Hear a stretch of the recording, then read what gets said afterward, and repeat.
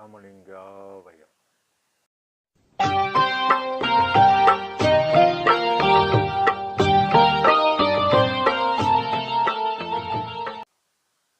அருட்பெரும் ஜோதி அருட்பெரும் ஜோதி தனிப்பெரும் கருணை அருட்பெரும் ஜோதி எல்லா உயிர்களும் இன்புற்று வாழ்க, வள்ளல் மலரடி வாழ்க வாழ்க. திருச்சிற்றம்பலம். அருட்பெருஞ்சோதி ஆண்டவரின் திருவருளையும் அவரின் பரிபூர்ண அருளை பெற்ற சர்க்குரு சிதம்பர ராமலிங்க சுவாமிகளின் குருவருளையும் மனமொழிமையால் போற்றி பணிகின்றேன் தயவுடன். நாம் செய்த செயலின் நுழைவாக இன்ப துன்ப அனுபவங்கள் யாவும் நமக்கு வந்து கொண்டே உள்ளது. அப்படி வருகின்ற துன்பம் யாவும் பொறுத்து எல்லா உயிரும் இன்பமாக வாழ எண்ணி நாம் செயல்பட்டாலே நமக்கு ஆன்ம லாபம் கூடும். நம் பெருமான் திருவருட் பேறு என்ற தலைப்பில் 8வது பாடலில் கோளறிந்த பெருந்தவர்தம் குறிப்பறிந்தே உதவும் கொடையாளர் சிவகாம குடிக்கிசைந்த குழுநாள் அறிந்துங்கு என ஆண்ட அரசே என் அமுதே அம்பலத்தே நடம் புரியும் அருட்பெரும் ஜோதியனே தாளறிந்தேன் நின் வரவு சத்தியம் சத்தியமே சந்தேகம் இல்லை. அந்த தனி திருவரவின் நாளறிந்து கொள்ளல் வேண்டும். நவில்கனி எனது நனவிடை ஆயினுமன்றி கனவிடை ஆயினுமே என இப்பாடல் எனும் பெருமான் பதிவு செய்கின்றார்கள். கோளறிந்த பெருந்தவர் தம் குறிப்பறிந்து உதவும் கொடையாளர்.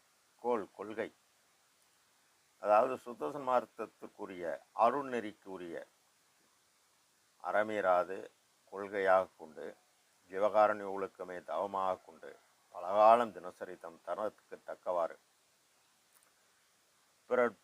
பிற உயிர்களின் துன்பத்தை போக்கியவர். குறிப்பறிந்து உதவும் கொடையாளர் தர்மதுரையே என இறைவனை போற்றுகிறார். சிவகாம கொடிக்கு இசைந்த கொழுனா என்பது அருட்பெருஞ்சுதரைவர் ஒருவரே ஆண், மற்ற ஜீவன்கள் யாவும் பெண். அவரை நாம் காதலாகி கசிந்து கண்ணீர் மல்கி பெண்ணாகிய ஜீவன் ஆணாகிய பரம்பொருளை அடைய வேண்டும். கொடி என்பது அவரவர் ஜீவகாருண்ய அனுபவம் தன்னுள் நடைபெறுவது. உயிர் அனுபவம் பெற்றால் அருள் அனுபவம் கூடும். அருள் அனுபவம் கூடினால் இறை அனுபவம் கூடும். சி என்பது ஆன்ம சிற்றனுக்குள் ஒளியாக மறைந்துள்ளார் இறைவர். வா என்பது காற்றின் இயக்கமாகி எண்ணத்தை செயல்பாடாக்கி அருள் ஒளியால் காண வேண்டும். சிற்றின்பம் நீங்காமல் ஒருபோதும் பேரின்பம் கிட்டாது. ஆளறிந்து இங்கேனை ஆண்ட அரசே என் அமுதே. ஆளாகும் தன்மை, இறைத்தன்மை இவரிடம் இருந்தது. உயிர் இரக்கம் என வேறில்லை. இரக்கம் என்னை விட்டு நீங்கள் என் உயிரும் நீங்குமெனவும் ஈரமும் அன்பும் கொண்டு இன்னொருள் பெற்றேன். என் மார்க்கம் இரவாத சுத்த சன்மார்க்க தோழியின் என்றார். அந்த தன்மை இவர் செய்த ஜீவகாருண்யத்தால் ஆற்றல் கூடியது. இறைவனின் தயவு எனும் பேராற்றல் கூடியதால் தன்னையும் தன்னருள் சக்தியின் வடிவையும் என்னையும் ஒன்றனை ஏற்றிய தந்தையே எனவும், தன்னியல் எண்ணியல் தன் செயல் என் செயல் என்னை ஏற்றியது என் தனி தந்தையே எனவும், தன்னுரு எண்ணூறு தன்னுரை எண்ணுரை என்னை ஏற்றிய என் தனி தந்தையே எனவும் அகவலில் நம் பெருமான் பதிவு செய்கின்றார்கள். மேலும் அருஜோதி தெய்வமெனை ஆண்டு கொண்ட தெய்வம் எனவும், அருஜோதி ஆணை நின்ற அறையப்பா முரசு என்றும் பெருமான் உறுதிபட கூறுகிறார்.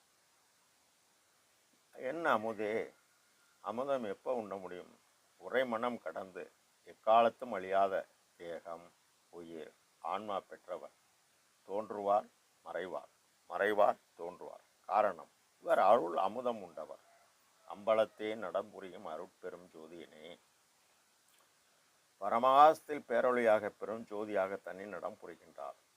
அதுபோல சிற்றம்பலமாகிய சிதாகாசத்தில் ஆன்ம சிற்றனு ஒளிக்குள் ஒளியாக இவர் காரியப்படுகிறார். தான் அறிந்தேன் நின் வரவு சத்தியம் சத்தியம். இவர் எப்படி அறிந்தார்?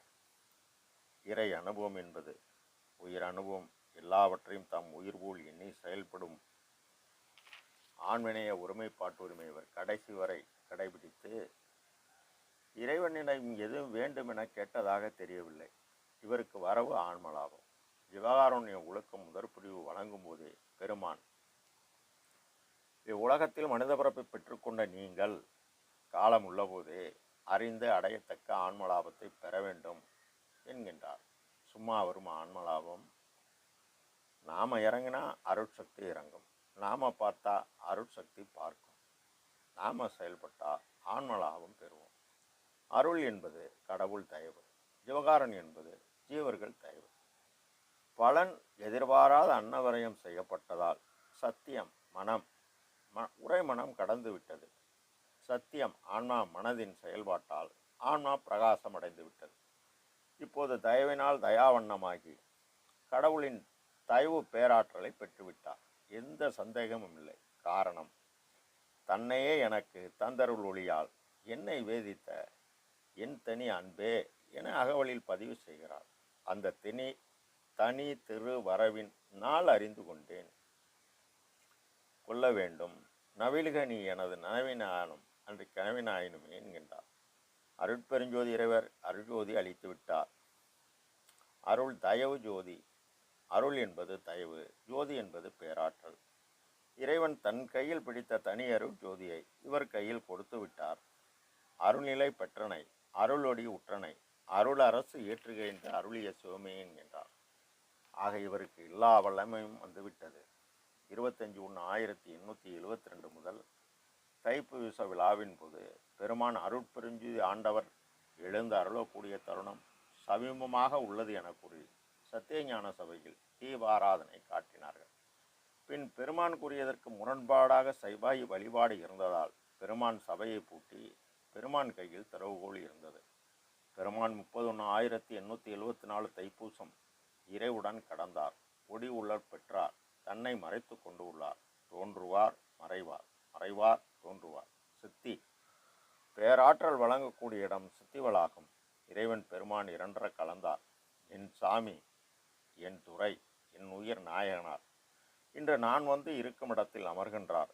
பின்சாரம் 2.5 நாளிகைக்குள் எனது பேருடம்பில் கலந்து பிரியாமல் இருப்பார். தன் சாதி உடைய பெருந்தவத்தாலே நான் தான் சாற்றுகின்றேன், அறிந்ததுதான். சத்தியம் சத்தியமே என சத்தியம் செய்து கூறுகிறார் நம் பெருமான். நாமும் பாடுபட்டால் பலன் பெறலாம். அருட்பெரும் ஜோதி, அருட்பெரும் ஜோதி, தனிப்பெரும் கருணை, அருட்பெரும் ஜோதி. எல்லா உயிர்களும் இன்புற்று வாழ்க. கொல்லாவிரதம் குலையமலாம் ஓங்க. நல்லூர் அனைத்த நலம் பெறுக. எல்லோரும் வாழ்க. திரு அருட்பிரகாச சர்க்குருநாத திருவடியிலே அபயம், அபயம், அபயம், அபயம், அபயம். திருச்சிற்றம்பலம்.